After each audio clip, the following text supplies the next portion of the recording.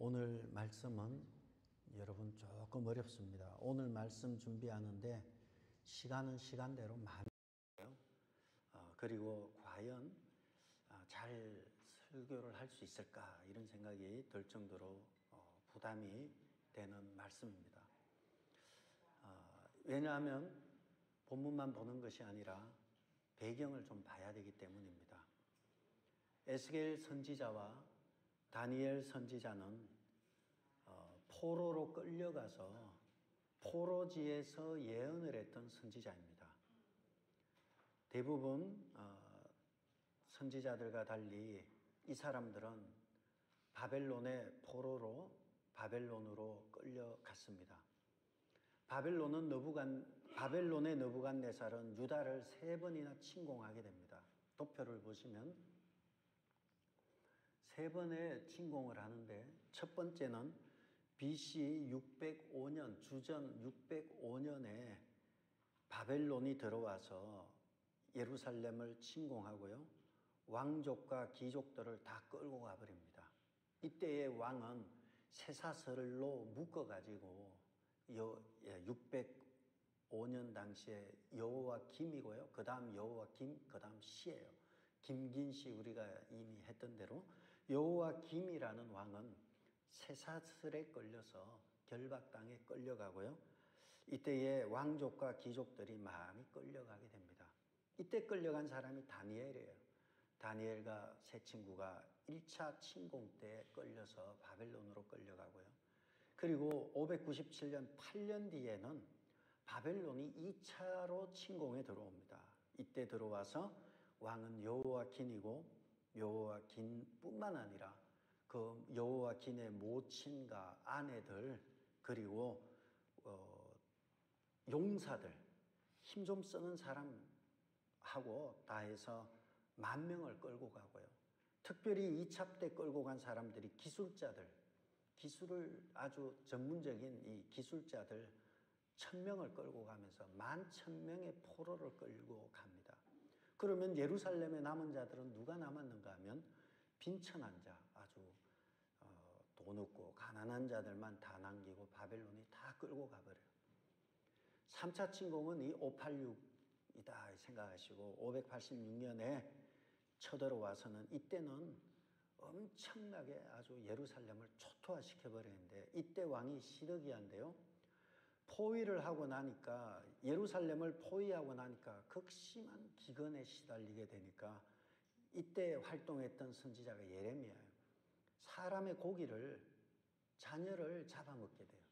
너무 기근이 극심하니까 자녀를 잡아먹을 정도로 비극적인 참상이 벌어지는 게 3차 침공이에요. 이때는 들어와서요. 모든 재앙이 그냥 쏟아지듯이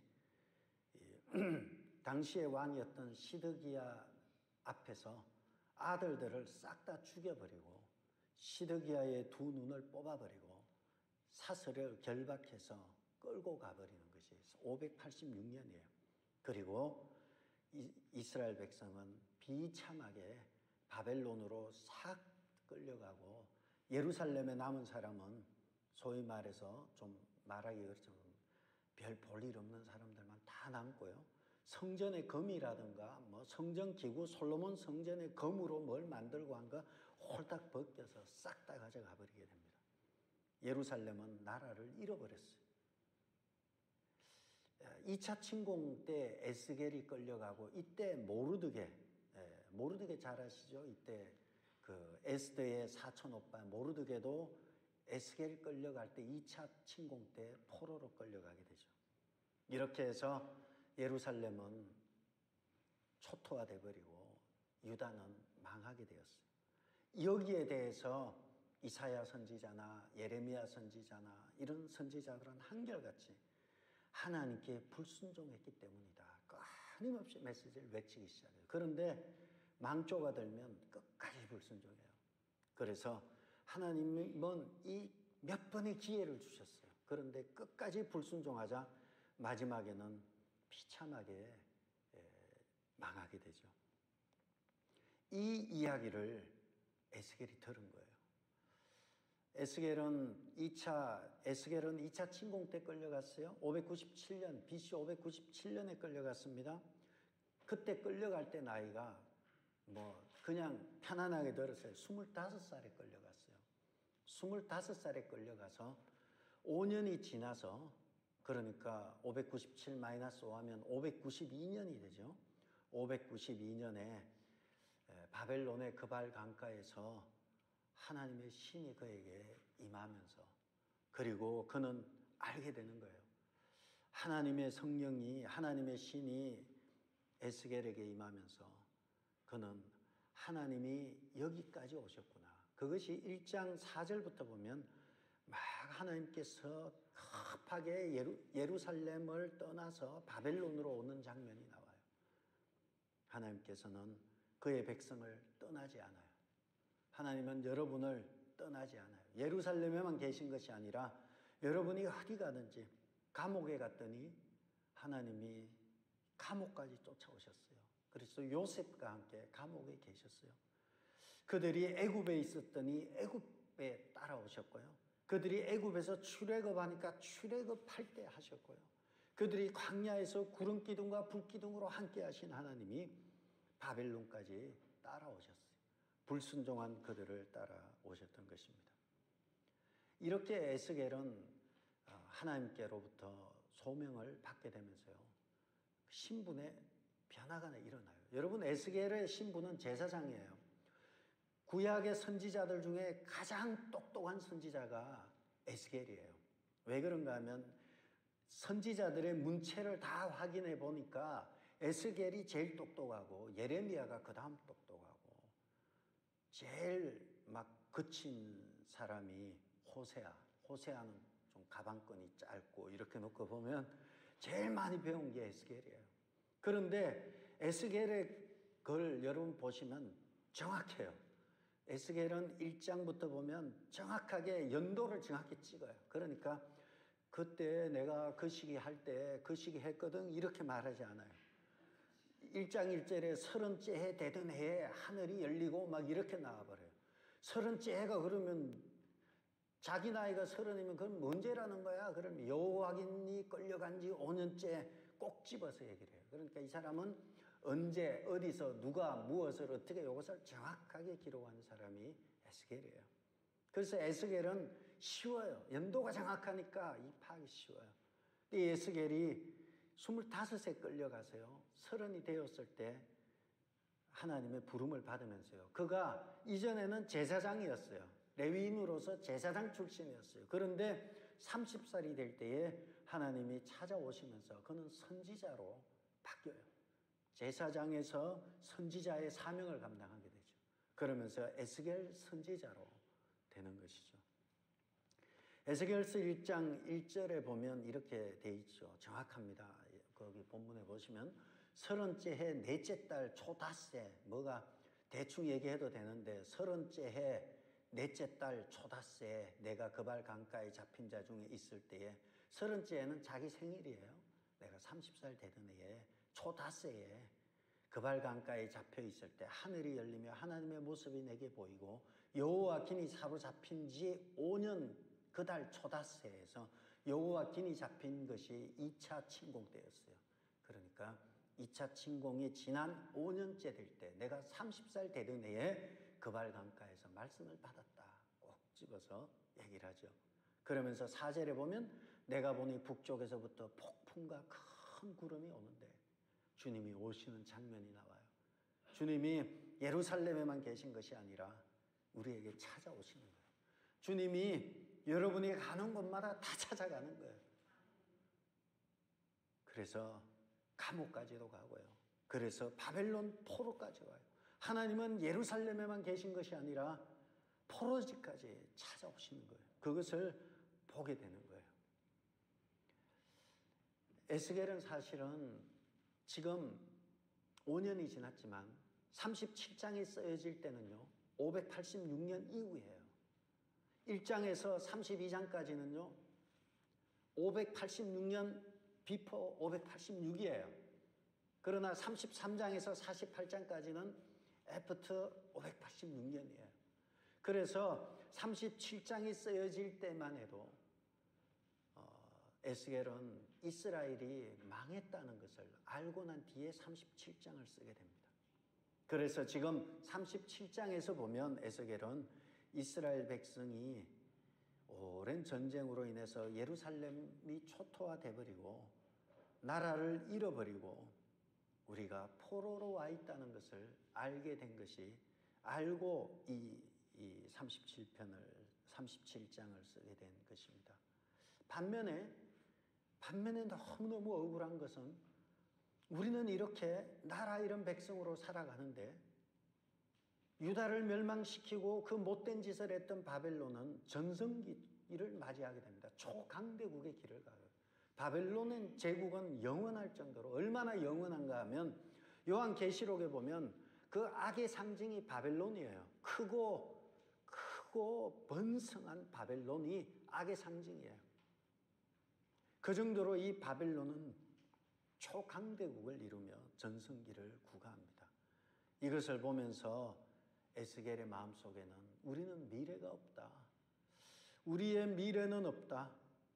우리의 모습이, 우리는 나라를 잃어버렸고 미래가 없다. 이 모습이 11절에 나와 있어요. 11절에 보시면 1절에 잠시 보시면요. 1절에 하나님께서 그를 데리고 간 곳이 여호와께서 권능으로 내게 임재하시고 그의 영으로 나를 데리고 가사 골짜기 가운데 두셨는데 거기 뼈가 가득하더라. 나를 그 뼈 사방으로 지나가게 하시기로 본적 골짜기 지면에 뼈가 심이 많고 아주 말랐더라.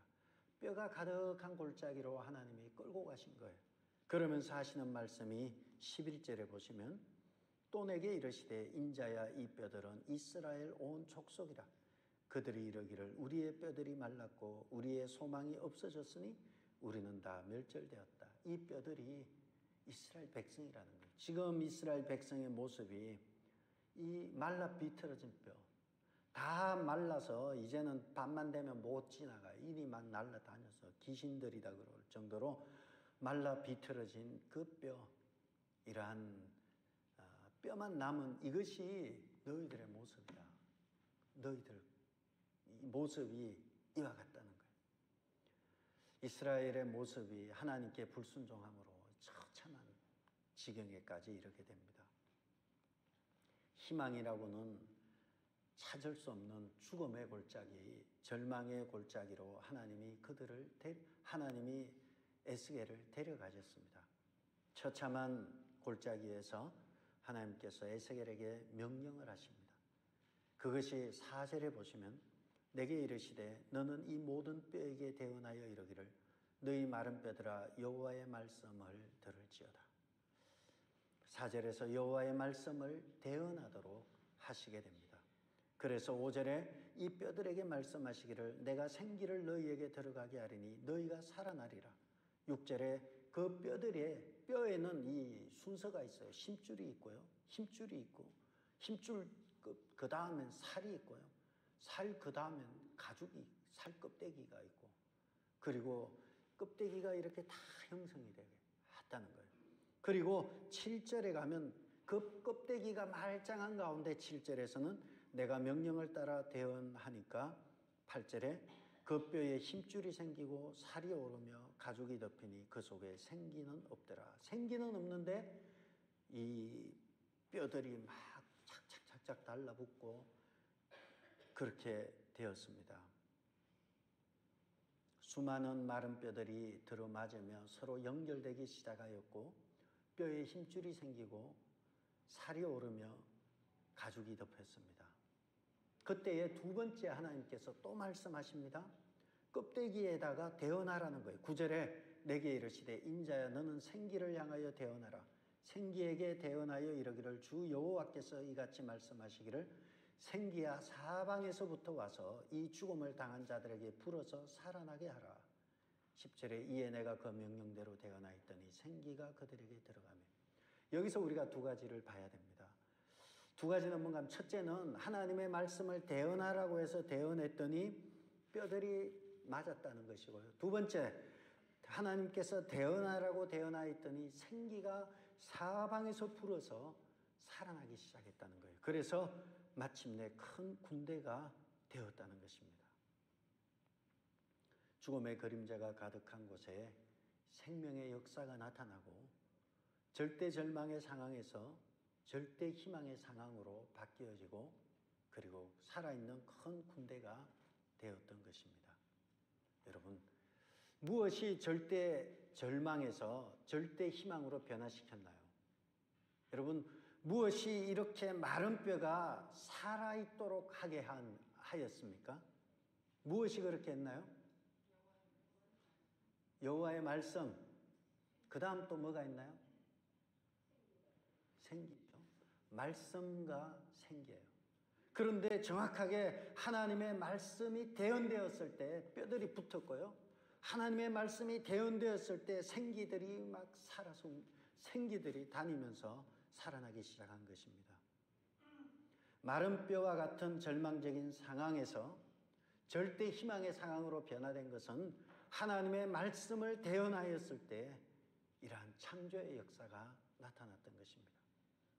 하나님께서 태초에 천지를 창조하실 때 말씀으로 창조하셨고요. 말씀으로 창조하신 하나님께서 마른 뼈와 같이 죽었던 그곳에서 하나님의 말씀으로 뼈들이 붙기 시작했어요. 뿐만 아니라 하나님께서 흙으로 사람을 지으신 뒤에 그 코에 생기를 불어넣으셨을 때 생명이 된 것처럼 다 말라 비틀어졌던 이 껍데기만 있는 이 시체들에게 사방에서 생기야 불어라 하니까 사방에서 생기가 불면서 극히 큰 군대가 되었던 것입니다.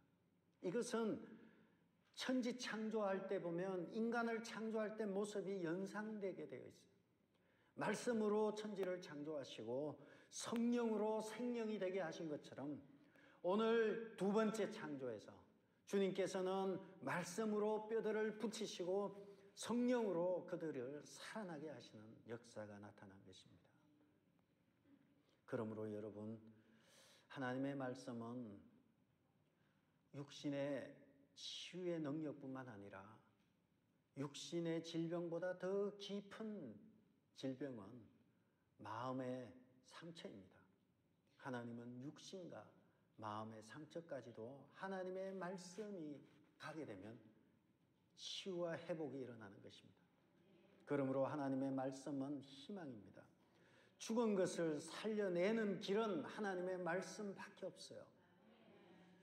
매일 새벽마다 새벽 예배를 드리고 카톡으로 새벽 예배를 드리고 매일마다 성경 통독반을 하면서 말씀을 대할 때 여러분의 인생이 어떠하든 간에 희망이 있어요. 절대 희망이 있어요. 절대 소망이 있어요. 현실이 아무리 어려워 보여도 말씀을 붙드는 사람은 희망이 있는 사람이에요. 하나님의 말씀과 성령에 의해서 창조의 역사가 나타나기 시작한 것입니다. 그렇게 해서 말씀을 대언하니까 생기들을 통해서 큰 군대가 되었던 것입니다. 9절에 보면 너는 생기를 향하여 대언하라. 생기에게 대언하여 이르기를 주 여호와께서 이같이 말씀하시기를 생기야 사방에서부터 와서 이 죽음을 당한 자들에게 불어라. 생기야 불어라. 생기야 불어서 살아나게 하라. 그렇게 명령대로 10절에 대언했더니 생기가 들어가 큰 군대가 되었던 것입니다. 마른 뼈가 하나님의 군대가 되기 위해서는 성령의 역사가 있어야 합니다. 이 생기는 성령입니다. 10절에 14절인가요? 14절에 보시면 이 생기에 대해서 나오죠. 내가 또 내 영을 너희 속에 두어 너희가 살아나게 하고 내 영이라고 꼭 집어서 나와요. 이전에는 생기라고 했어요. 그러나 여기 14절에서 내 영이라고 했어요. 내가 너를 고국 땅에 두리니 나 여호와가 이 일을 말하고 이룬 줄을 너희가 알리라. 여호와의 말씀이니라. 내 영을 너희 속에 두어 살아나게 하고 두 번째가 약속이 뭡니까? 고국 땅에 돌아가게 하겠다는 거예요. 내가 성령을 부어줄 것이고 그리고 너희들로 하여금 고국 땅에 돌아가게 할 것이다. 약속을 하셨습니다. 그러므로 이 생기는 성령입니다. 우리가 번역이 참 그래서 그런데요. 이 성령이라는 루아흐라는 히브리어 단어가요. 37장에만 10번이 나와요. 그런데 이 10번이 다 막 생기라고도 하고 내 영이라고도 하고 이래서 우리가 단어가 다른 줄 알아요. 그러나 이 10번이 다 성령을 말하고 있습니다. 여러분, 우리가 완전히 말라 비틀어져 버리고 죽어버린 것 같다 할지라도 아무런 소망이 없는 절망적인 상황이라 할지라도 하나님의 성령이 임하시면 우리는 살아날 수 있습니다. 그러므로 우리는 사는 길을 알아요. 말씀과 성령의 역사에 집중하면 반드시 살아나요. 여러분은 정답을 가지고 있어요. 제가 몇 번 말씀드렸죠. 정답은 하나밖에 없어요. 1 더하기 1은 2라는 것은 정답이에요. 그러나 이래 가도 되고 절로 가도 되고 해답은 많아요. 우리는 정답을 알아요. 정답을 알면서 정답대로 행동하지 않으면 안 돼요. 하나님의 말씀과 하나님의 성령의 역사가 우리로 하여금 변화의 역사를 일으키게 하는 것입니다. 창세기 2장 7절 한 번 더 보시면 여호와 하나님이 땅의 흙으로 사람을 지으시고 생기를 그 코에 불어넣으시니 흙으로 사람을 지으셨어요. 흙으로 사람을 지으셨고 그 사람을 지으신데 생기를 불어넣으시니까 사람이 생명이 된 것처럼 하나님이 마른 뼈와 같은 군대에게 생기를 불어넣으시니까 극히 큰 군대가 된 것을 우리는 통일하게 재현되고 있는 것을 봅니다. 그러나 이것은 완전하지 않아요. 이것은 불완전해요. 그리고 이것은 환상이고요. 불완전해요. 이것이 완성될 때가 이제 다가오는 것입니다. 여러분, 우리는 최악의 상황에서도 희망을 버려서는 안 됩니다. 나쁜 일이 좋은 일로 바뀌어질 수 있음을 알아야 합니다. 나쁜 것이 나쁜 것만은 아니에요. 지금 내게 주어진 이 나빠 보이는 상황은 좋은 길로 인도하기 위한 하나님의 인도함, 하나님의 계획일 수 있어요. 왜냐하면 우리는 이 본성이 악하기 때문에 자꾸 때로는 맞아야 돼요. 자꾸 맞다 보면 하나님 앞에서 매달리게 되죠. 잘 사는 것이 복만은 아니에요. 잘 사는 것이 저주일 수도 있어요. 못 사는 것이 저주만은 아니에요. 못 사는 것이 축복일 수 있어요. 태초에 생기를 부으셔서 인간을 창조하신 하나님이 다시 한번 하나님이 인간을 재창조할 수 있다는 그러한 것이 에스겔 37장에 나오는 것입니다. 결론입니다. 결론은 세 가지로 말씀을 드리겠습니다. 첫 번째, 하나님의 말씀과 성령이 우리를 살린다는 것입니다. 대부분 보면 말씀과 성령이라고 많이 적혀 있죠. 1절에는 뼈들로 가득했어요. 그런데 10절에는 살아있는 큰 군대가 나옵니다. 뼈들로 가득한 죽음의 골짜기에서 살아있는 생명의 골짜기로 바꾼 것은 하나님의 말씀을 대언하였을 때, 말씀대로 외쳤을 때, 그리고 성령께서 역사하였을 때 마른 뼈가 살아나는 역사가 나타난 것입니다. 여러분이 하나님의 말씀을 매일마다 읽습니다. 새벽 예배를 통해서도 듣습니다. 거기에 자꾸 읽고 듣고 하는 데서 그치는 것이 아니라 성령께서 깨닫게 하시고 생각나게 하시고 우리의 삶을 조명하시며 끌고 가시는 것이 중요해요. 성령의 역사가 없이 말씀만을 안다는 것은 굉장히 위태로운 길이에요. 그래서 우리는 말씀으로 어떻게 한다 그랬나요? 우리 말씀으로 새롭게 성령으로 뜨겁게 하는 것이 필요한 거예요. 말씀으로 늘 우리를 새롭게 해야 되고요. 거기서 그치는 것이 아니라 성령이 붙어야지 생명의 역사가 나타납니다. 하나님이 함께 하시면 우리는 아무리 절망적이라 할지라도요, 하나님이 개입하시면 아무리 절망적이라 할지라도 희망이 시작이 됩니다. 에스겔이 우리에게 보여주는 것이 절망은 없다는 거예요. 내가 반드시 살려낼 것이고 내가 반드시 너희를 고국으로 돌려보낼 것이다. 너희들은 하나님 말씀 앞에, 성령의 역사 앞에 순종하라는 거예요. 반드시 하시겠다는 거예요. 하나님이 하시겠다는 거예요. 우리의 삶이 마른 뼈와 같다 해도요, 하나님이 나와 함께 하시면 절망은 희망으로 바뀌고 소망으로 바뀌는 기적이 나타날 것입니다. 하나님이 함께 하시면 생기가 사방에서 불어올 것입니다. 성령의 바람이 불기 시작합니다. 이것이 오순절의 성취가 됩니다.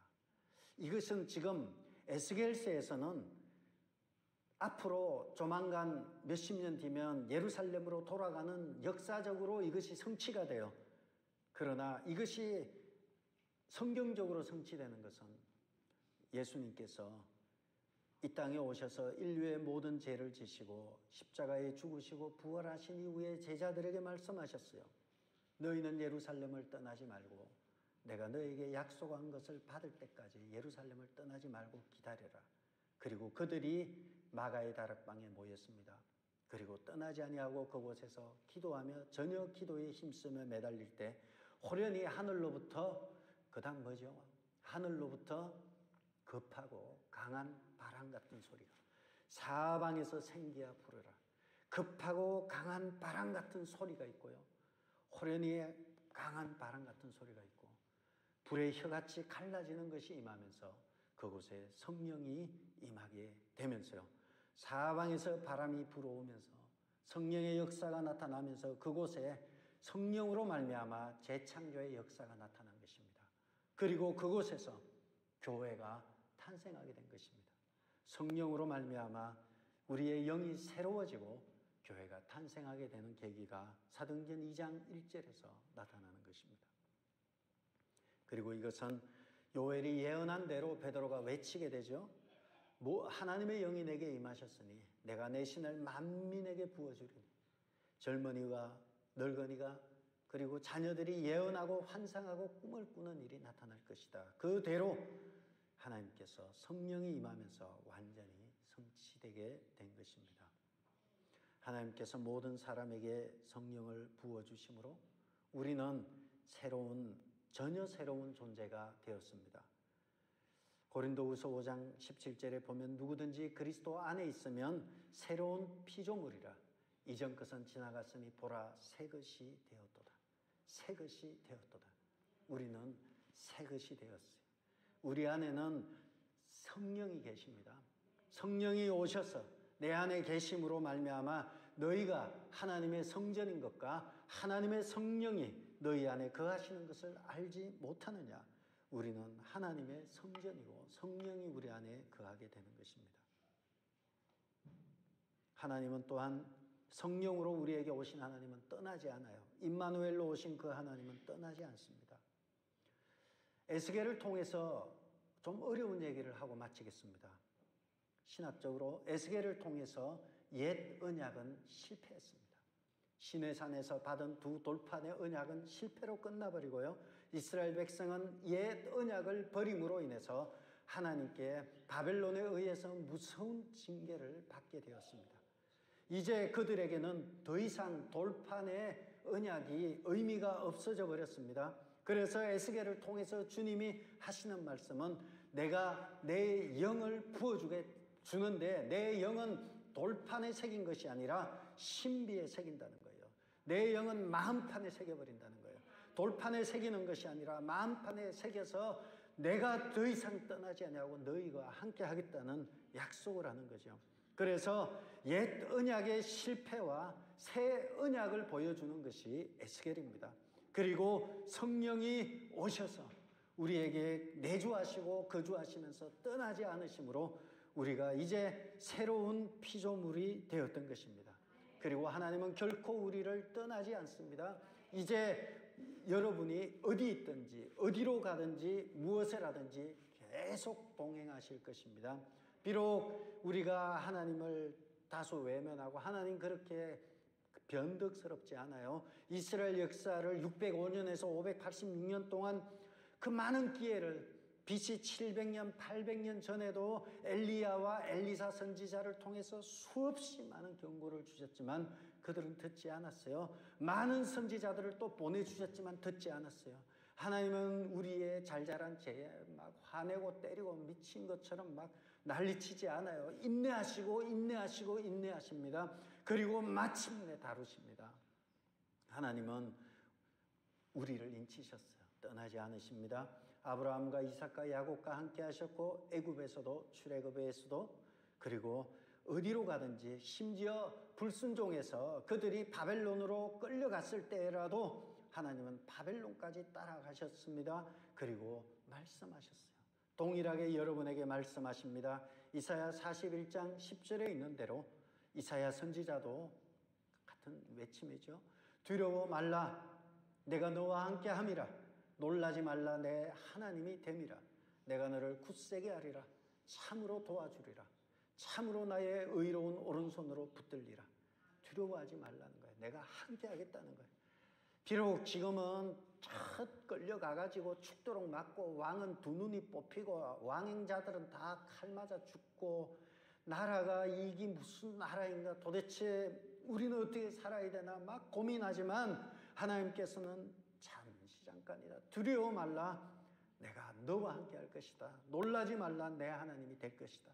그러면서 하나님은 에스겔 선지자에게 이렇게 말을 하죠. 에스겔 16장 6절입니다. 다 같이 한번 읽도록 하겠습니다. 내가 내 곁으로 지나갈 때에 내가 피투성이가 되어 발짓하는 것을 보고 내게 이르기를 너는 피투성이라도 살아 있으라. 다시 이르기를 너는 피투성이라도 살아 있으라. 주님이 말씀하시는 거예요. 너희는 피투성이라도 살아있으라. 자살하지 말고 죽지 말고 딴 결심하지 말고 피투성이라도 살아있으라. 내가 반드시 약속을 지키겠다. 고국으로 끌고 갈 것이며 인도할 것이다. 피투성이라도 견뎌내고 살아있으라. 주님이 말씀하시는 거예요. 반복하는 거죠. 너는 피투성이라도 살아있으라. 다시 이러기를 너는 피투성이라도 살아있으라. 두 번에 걸쳐서 반복하는 거예요. 살아있으라는 거예요. 매일매일마다 광야길을 가고 어렵게 가고 막 온몸에 피가 흐르고 어렵지만 걱정하지 말라는 거예요. 내가 너와 함께 할 것이고 내가 너와 동행할 것이며 두려워 말고 놀라지 말라. 내가 너를 굳세게 하고 너를 도와주며 나의 의로운 오른손으로 너를 붙들어 줄 것이다. 그러므로 너는 광야에서 하나님의 말씀으로 살아가고 하나님의 성령으로 매일마다 살아가고 주님의 변함없는 인자하심으로 충만하여져서 살아가며 즐거움과 기쁨과 승리가 넘치며 살아가라고 말씀하시는 거예요.